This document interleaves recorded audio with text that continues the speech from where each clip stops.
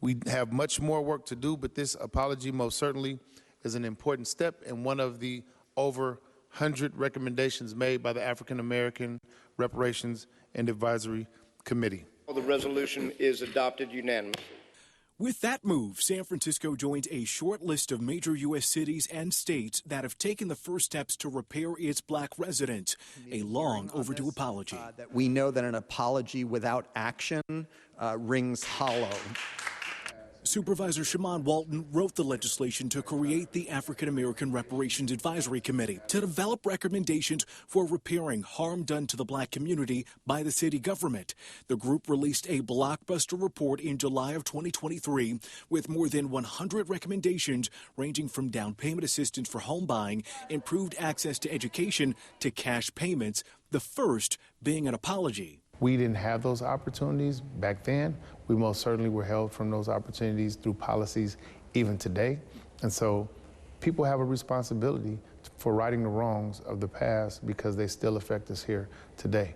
Dr. Amos Brown, the San Francisco NAACP president, was on the Reparations Advisory Committee and also served on California's first-in-the-nation state reparations task force. But we must go beyond just words. We need work.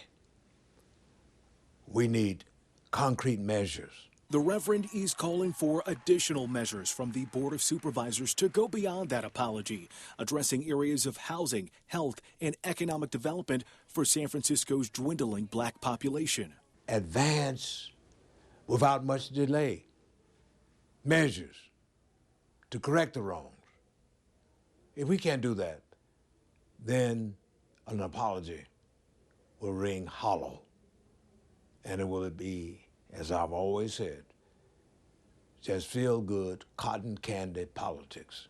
Cheryl Davis, the executive director of the SF Human Rights Commission, which oversaw the work of the Reparations Advisory Committee, says her office is now working on implementing a small slice of the 100-plus recommendations. We've already started to work on some of the other things in terms of the war on drugs, in terms of addressing the folks who were displaced during redevelopment era times and trying to look at cash payments for them. The push for reparations in San Francisco previously had a bit of a setback as the city, faced with that significant budget deficit, pumped the brakes on its plan to spend $4 million to create a reparations office. Again, this apology is a first step in a long road ahead. For sure. Julian, there was a mention of cash payments in your piece. Now, that's still a far cry from the millions talked about by the Reparations Committee. Exactly. That $5 million number that was proposed got a lot of national, international headlines when it was first talked about. But instead, the SF Human Rights Commission, they're looking at $5,000 to $25,000 payments. These would go directly to people who were pushed out of San Francisco through the era of redevelopment and urban renewal. So again, not making them completely whole, but a gesture toward doing so.